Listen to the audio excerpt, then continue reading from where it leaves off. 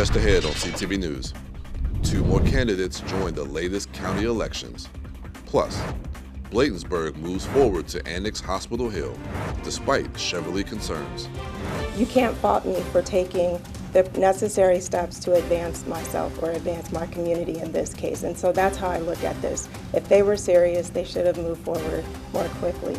Those stories and more on CTV News, starting now.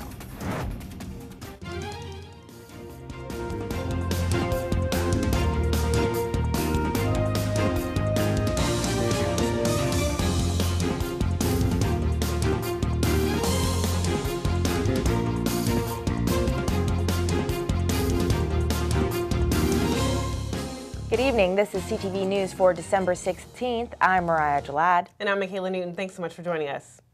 Now, a community demands justice after a brutal school attack. This morning, residents in Oxon Hill rallied at Potomac High School after 14-year-old Kayla Caldwell was attacked by 7 girls inside the school on December 5th, leaving her with a broken nose, hand, and severe bruises. Video taken by a student shows Kayla being punched in the head on the floor of a school closet. Her mother, Juanita Caldwell, says no arrests have been made despite clear video evidence. I want Potomac High School to expel these children for viciously attacking my child. My daughter had a knot on her left side of her face. It was blood all over her face, blood over her jacket. Even the day of her attack, while she's in the hospital, she's asking the doctor when she's going to be able to go back to cheerleading practice. The Department of Juvenile Services is responsible right now for reviewing the case to determine whether or not they want to refer it to our office. We have indicated that we would like to receive that case because it is critically important that our schools are safe and that a strong message is sent to anyone who wants to hurt others. If you do it in our schools, we are going to hold you accountable, but we really need the Department of Juvenile Services to send that case to our office. Now, Caldwell says the principal told her that the students involved in the incident have been expelled, and we reached out to the school system, but they would neither confirm nor deny that information. Caldwell also met with the Prince George's County State's Attorney Aisha Braveboy to discuss the case. And the list of names running to be the next county executive is growing by the day. Tanya Sweat, a small business owner, has joined the list of Democrats looking to be the county's next top leader. Sweat will face some established politicians, including State's Attorney Aisha Braveboy, Council Chair Jolene Ivey, Council at-large member Calvin Hawkins, State Senator Alonzo Washington, and former county executive Rashern Baker. Meanwhile, current Board of Education member Shayla Adams Stafford announces she's running for the District 5 County Council seat. Adams Stafford will go up against Ryan Middleton for the job, which used to be held by Jolene Ivey before she won an at-large position. And acting county executive Tara Jackson has been named to the Maryland Association of Counties 2025 Board of Directors. The board is made up of elected officials from all 23 counties and Baltimore City. County leaders are selected to serve the interest of the association and oversee its management and strategic direction. The acting county exec says collaboration is especially vital as we all navigate budget shortfalls while striving to meet the needs of our communities. Jackson is expected to hold the seat until next year after the general election on May 27th.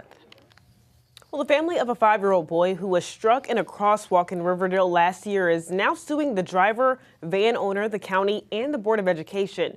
The family of Sky Sosa filed the lawsuit seeking economic, compensative, and punitive damages for his death. Sosa was walking to Riverdale Elementary School when a van driven by Olga Lugo Jimenez hit him. The lawsuit alleges the Board of Education failed to provide a crossing guard at the crosswalk and accuses the county of systemic failures in traffic safety. Now, the suit also alleges the county's fire and EMS department experienced delays while transporting Sky to the hospital, contributing to his death. And a short-term spending bill is the only thing standing in the way of a government shutdown or a restful holiday for congressional leaders. And the clock is running out for the House and Senate to finish this session's legislative work, and continuing resolution to avoid a shutdown needs to be approved by both chambers by Friday at midnight. Now, that bill is expected to include funding to replace the Key Bridge in Baltimore and tens of billions of disaster aid for states affected by Hurricanes Helene and Milton. And in another threat to federal workers, President-elect Donald Trump wants to privatize the U.S. Postal Service, according to sources close to the incoming administration. The Washington Post reports that Trump has spoken with his presidential transition team about privatizing the agency, which has lost more than $9 billion in the last fiscal year. The move could upset the consumer shipping systems that e-commerce relies on.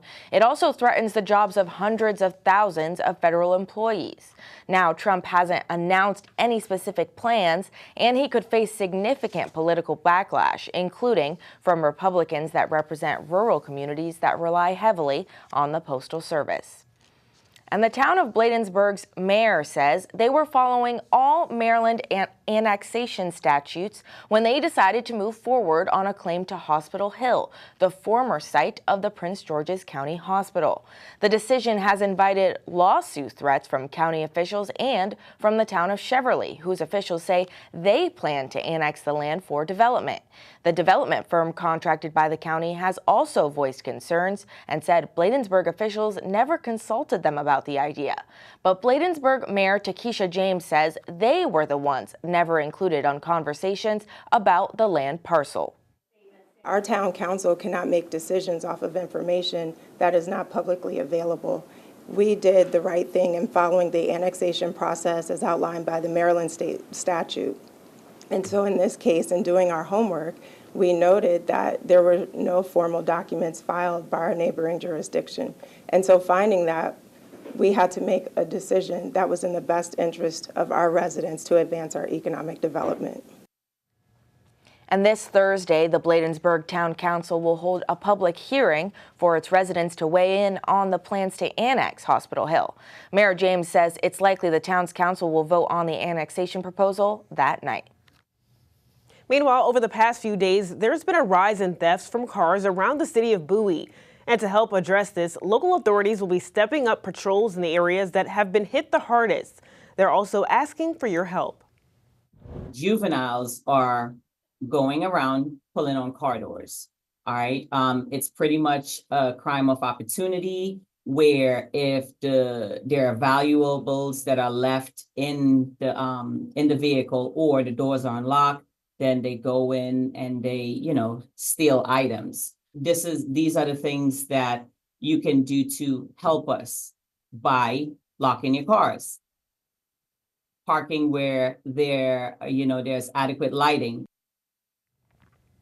And officials say if you see anything suspicious to report it. The Bowie Police Department is also having a free wheel lock event for Bowie residents tomorrow at 6 p.m. at the Bowie Police Department. And you're watching CTV News. I'm Michaela Newton. And I'm Mariah Gillette. Still to come, a Mega Stars Mega Initiative has made its way to the Prince George's County Library. Find out how and how many kids are benefiting after the break.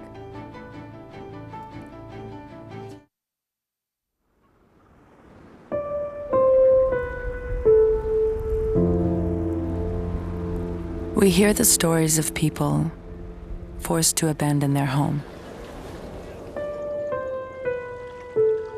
The stories of people whose dreams have been swept away, or their lives left hanging by a thread.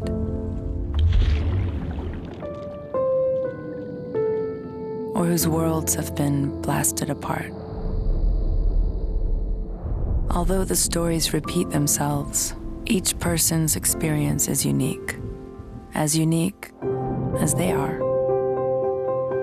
And whether it's care or community that people need, we're here to help them live a new chapter, to embrace what makes them unique, be a lifeline to the most vulnerable. Out! Out!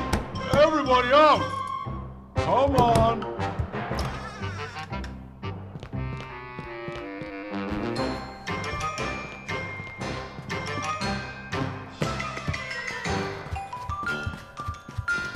Good job.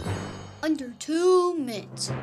Keep your loved ones safe from home fires. Practice a 2-minute drill until it's part of your routine. And test your smoke alarms monthly. In America, millions of families are facing hunger. After rent and power, I can get groceries. It's sad to say food comes last. Anna from Texas. The Feeding America network of food banks helps provide over 6 billion meals to people in need each year. Together, we can end hunger. Learn more at feedingamerica.org. Prince George's police are investigating a fatal shooting in Greenbelt last night. The shooting happened at the 8500 block of Greenbelt Road shortly before 11 p.m. Officers found 18-year-old Rashid Davis and another man on the ground suffering from gunshot wounds. They were both taken to the hospital where Davis later died. The second victim is in critical condition at this time. And a $25,000 reward is being offered for information leading to an arrest or indictment in this case. Anyone with any information is asked to call 1-866-411-TIPS. And a Fort Washington man is arrested for soliciting sex from who he thought was a minor. 47-year-old Santos Carranza is charged with 1 count of sexual solicitation of a minor and 1 count of second-degree attempted rape. Investigation shows that Carranza engaged in inappropriate text messaging with someone he thought was a 15-year-old boy, but was actually an undercover police officer posing as a 15-year-old boy. Carranza is now being held without bond at the County Department of Corrections. Meanwhile, 4 Prince George's teenagers are in custody in connection to a homicide in District Heights back in June. 19-year-olds Ja'Cory White and Michael Jones, along with 2 others, are being charged with first and second-degree murder and attempted murder of 19-year-old Anthony Ward and 2 other victims. Investigation shows the suspects and victims knew each other, and the shooting came from an ongoing dispute. Now, White and Jones are both being charged as adults, and all 4 suspects are being held on a no-bond status. Well, Governor Wes Moore says Maryland's blueprint for education is making progress, but it's time to fine-tune the plan. At the Maryland Association of Counties Conference, Moore revealed his upcoming bill for the 2025 legislative session will tackle the state's teacher shortage. Right now, about 1,600 classrooms lack experienced teachers, and around 6,000 educators are teaching with provisional certifications. Moore emphasized that if Maryland doesn't fix the teacher shortage, the blueprint will struggle. His new bill will build on the Educator Shortage Act to strengthen the teacher training pipeline. Well, a country superstar's literary initiative has helped the county-run library system give away more than 1 million free books. The Prince George's County Memorial Library System has partnered with Dolly Parton's Imagination Library since 2017. Through the collaboration, the county's Books from Birth program gets books into the hands of county kids, beginning at infancy to the age of 5. The program also works with the University of Maryland Capital Region Medical Center and MedStar Southern Maryland Hospital to encourage parents to register their newborn babies. Library officials say since the program launched, about 17,000 county kids are enrolled. You know, kids are hearing sounds and they're bonding with their parents, and if parents start talking, singing, reading, and playing with their kids at birth, it'll help them be more ready for school. And so we really want to encourage families to bond over the books, talking about the pictures, reading the stories, even from when they're babies. And this gets kids involved, and they'll get a love of reading. To register your child for the Books from Birth program, visit pgcmls.info/free books. And still to come on CTV News, a Prince George's County resident is getting recognition after 26.5 years of service. For Washington, we got the chance to sit down with a local woman who was telling us about her over 26.5 years of service in the United States Army. I'm Bryce Parker. We'll have more coming up on CTV News. I was a quarterback at Hardaway High School. College first-round draft pick, on and off the field. We were taught to not show any signs of weakness. During the football season, I would stop eating. But I didn't know I was depressed. I thought that something was wrong with me. For 20-plus years was physical. We didn't have any education behind what mental health was. I started to learn it starts here first. If this is together, I'll be better as a father, as a man, and as a husband. Put the importance on your mental health. I'm not scared to talk about it anymore. The first tool is therapy.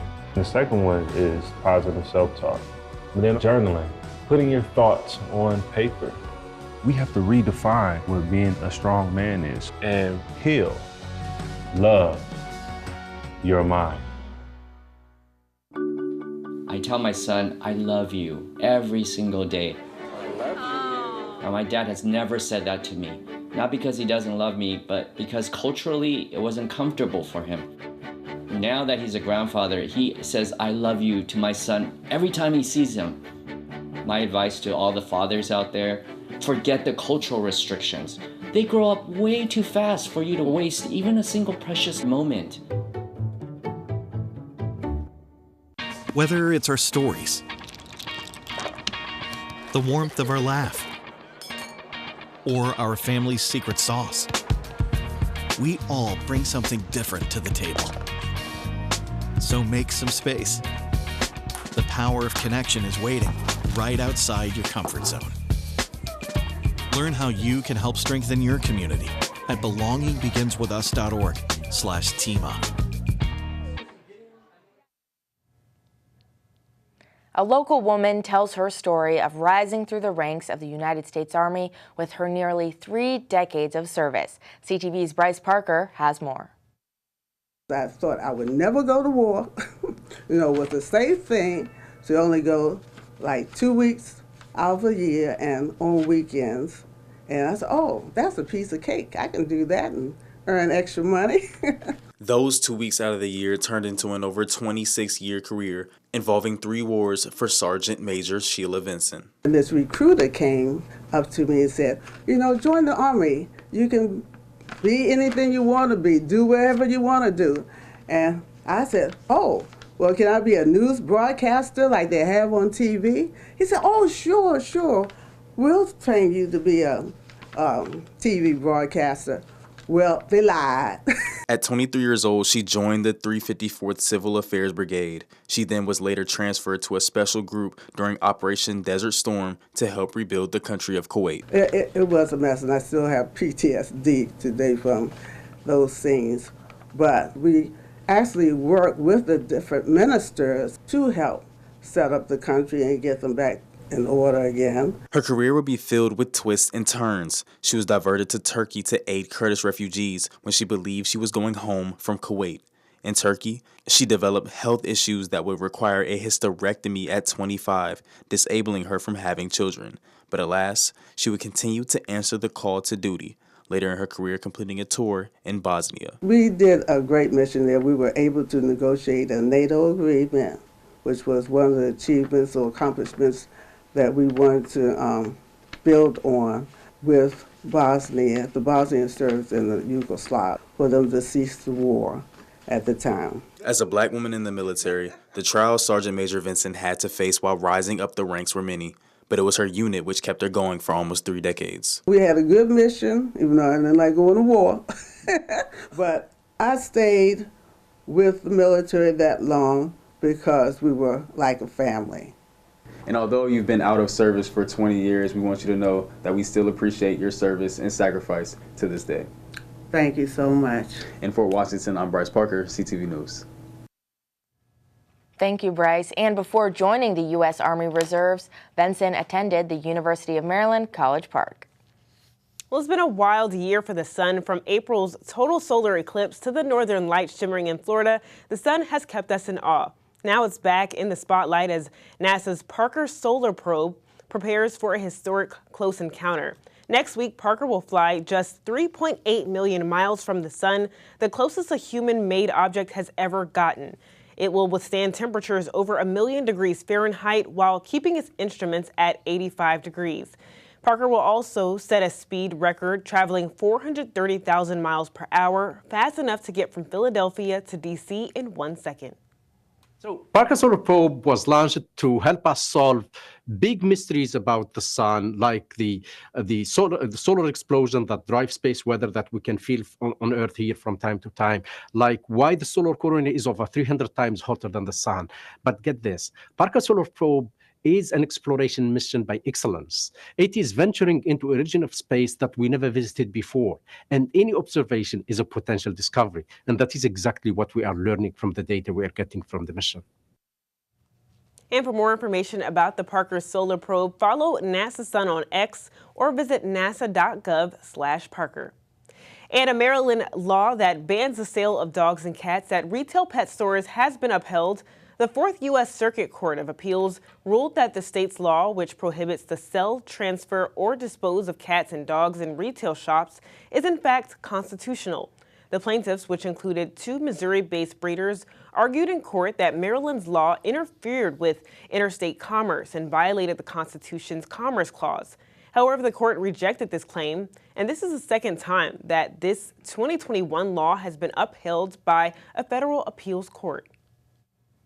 Well, does someone in your household never notice how loud their TV is? Well, a Prince George's County native recently invented an accessory that may help them out. Justin Lee, executive director of Quantum Senses LLC, says he started the company with a focus of creating affordable products that help enhance the 5 senses. His latest product, ear acoustic headphones, are designed to naturally improve forward-focused sound without any electronics, batteries, or apps. Lee stopped by CTV to tell us how the idea came about and why he calls them readers for your ears. I had a good friend. He was a Vietnam veteran, and his wife would always complain about the TV being too loud. So she would say, "Can you turn the TV down?" And so my friend, he cupped his hand over his ears, and he said, "Oh man, I could hear way better like this." And so he sat there in front of his TV like this for like an hour and a half, watching a movie. And he said, "I wish I had a product that can help do the same exact thing."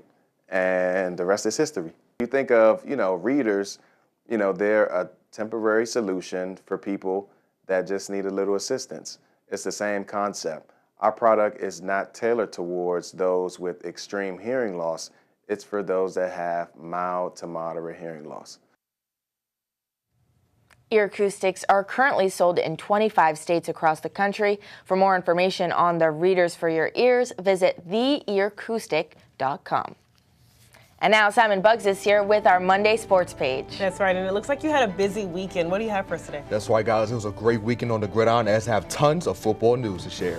What's up, fans? Don't go anywhere because I have a recap for you coming up on 3 football games that were played over the weekend.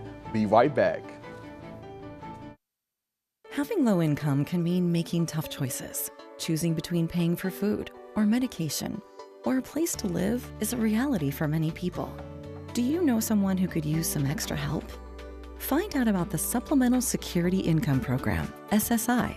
You could receive monthly SSI payments if your income and financial resources are low and you are 65 or older, or an adult or child with a disability or who is blind. SSI is money you can use to help pay for basic needs, like putting food on the table, keeping the lights on, paying the rent. It can mean new shoes for growing feet or help with medical needs. Call 1-800-772-1213 or visit ssa.gov/SSI to schedule an appointment or start to apply today.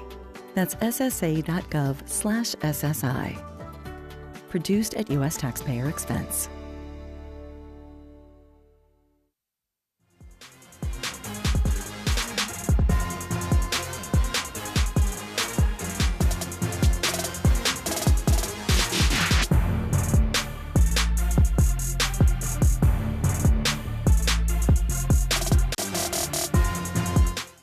What's going on, sports fans? Hope you enjoyed your weekend. It's time for your Monday sports page.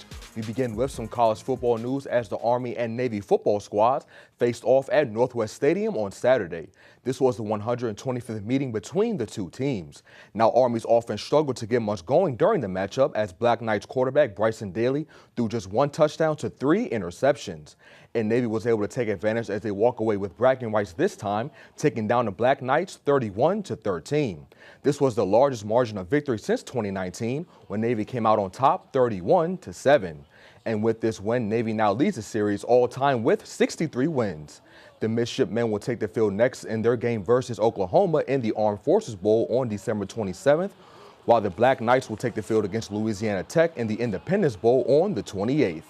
Meanwhile, my Washington Commanders were in the Bayou yesterday, taking on the New Orleans Saints. The game was a nail-biter in the fourth quarter as the Saints were down 20-13, but had a chance to score. And New Orleans found the end zone with 3 seconds left to make the score 20-19. New Orleans then decided to go for the two-point conversion on this play, but fell short as the Commanders came up with a stop to seal the deal. And they won the game 20-19. Although my Commanders got another nice win, there still are some things they need to touch up on. For us, come down and get one on the road, that's a big deal. And going in to have the time of possession, that's when we play at our best, because now third downs are more manageable. And I thought emphasizing that, coming out of our bye on both sides of the ball or third down, that was going to be big. We knew we could find ways to improve upon that, and that was going to be big. I thought, finishing the plus in the turnover margin, that's, you've heard me talk about that. But in a game of missed opportunities, penalties and misplays, those can get frustrating, and lots to clean up onto those, and we will. Everybody on the offensive side got to be better. It starts with me with the details, getting the guys focused, getting myself focused, and just hammering the details of little things when maybe exhaustion or things aren't going your way. You go back to your technique and your fundamentals. Man, that was a close one, y'all. The Philadelphia Eagles will be flying into Northwest Stadium to take on Washington next on Sunday at 1 o'clock. The Commanders are 9-5 and are one step closer to locking in a playoff spot.